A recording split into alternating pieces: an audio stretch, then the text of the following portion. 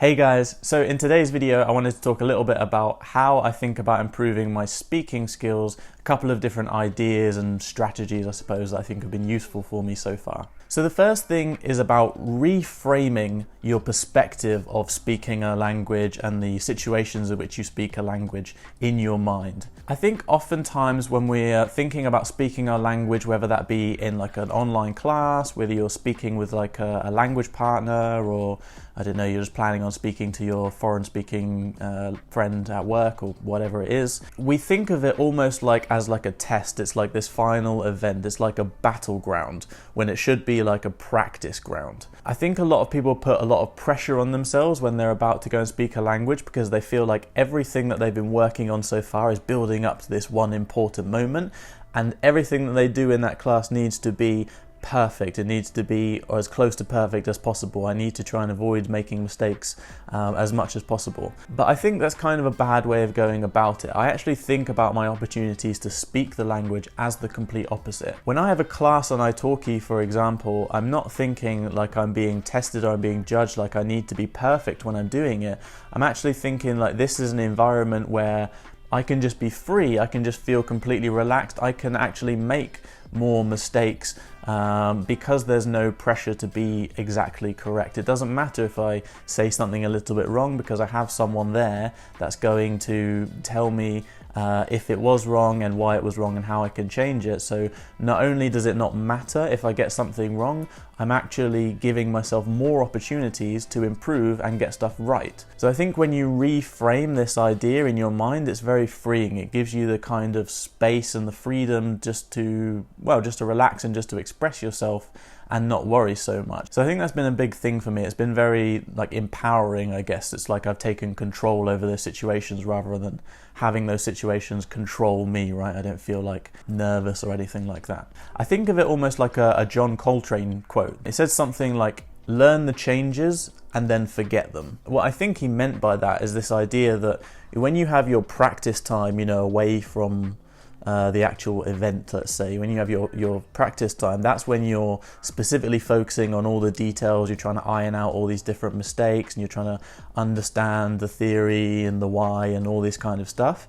And then when you actually go to do what you've been practicing, that's when you just relax and you just go completely free and you just let it all happen, right? In this case, you're practicing all the chord changes, you're practicing all the scales, all this, that and the other, so that when you go on stage and play the music, you don't think about which chord comes next, which scale you're going to be using. You trust in all of the time and the practice that you've put in, and then you just let yourself just play the music when you're on the stage. I think of it kind of similarly with Spanish. When I'm practicing, when I'm studying outside of classes, when I'm researching different stuff or just listening to things, that's when I'm trying to pay more attention to the quality and the detail.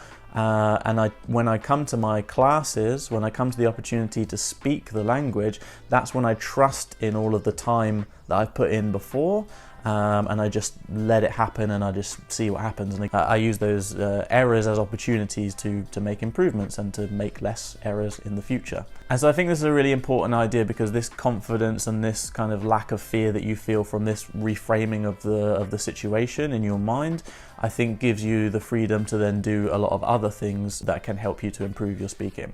So one of the things this idea allowed me to do, another thing that I think is really, really helpful, and I think has probably been the kind of most important principle, right, that I've been using in terms of trying to improve my speaking, which is to stay in the target language. So what I mean by that is not using English as a way to find my way around different barriers to communication that I might have. So for example, if I don't know a word in Spanish, it can be very easy to just say to my teachers, how do you say this in Spanish? And I'll say that in English. I don't think using your native language when you're learning another language, a foreign language, is like inherently bad. I don't try and avoid it at all costs, but I think it's a lot more powerful and a lot more useful to try and get into the habit of finding ways to say whatever you want to say in the language that you're trying to learn, using other words, using other ways of describing something to try and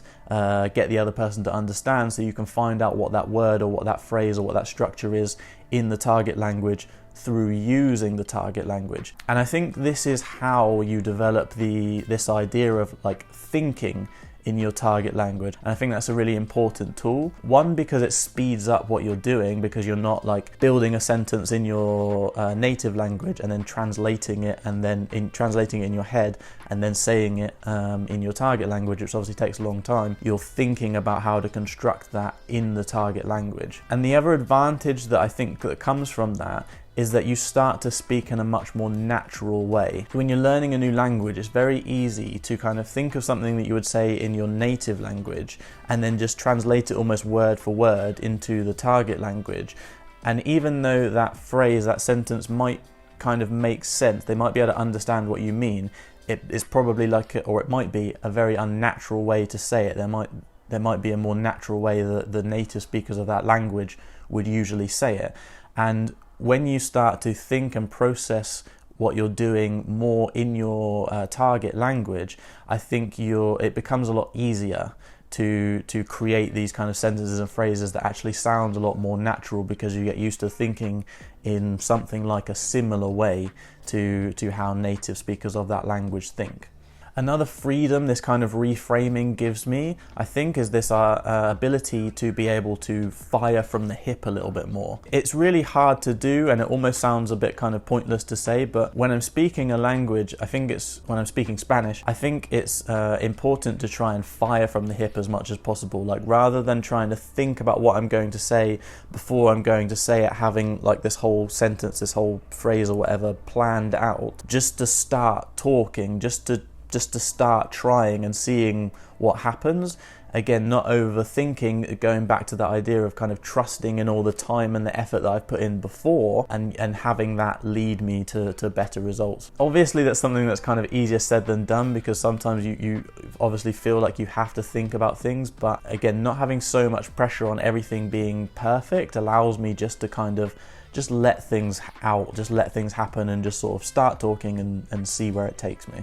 Now, obviously, I've been talking kind of more in terms of like specific situations in which you would speak a language, things like an online class or talking with like a language partner through an application like HelloTalk or something like that. But some of those things are not always easy or available for people. Obviously, classes cost money. Finding a language partner takes time. It can be a bit frustrating. So I wanted to add something else as well that I think has been helping me to improve my speaking, that's been giving me more opportunities to speak, that doesn't take a lot of effort, time, or cost any money, which is speaking challenges. So if you go on Google and type in something like 30-day language speaking challenge or something like that, you'll find all these different kind of templates and ideas, these different challenges where they'll give you like a topic to speak about each day, and say, well, you have to speak about this topic for a minute each day in your target language. And so having a challenge like that, having some sort of list of topics, let's say, given to you to talk about,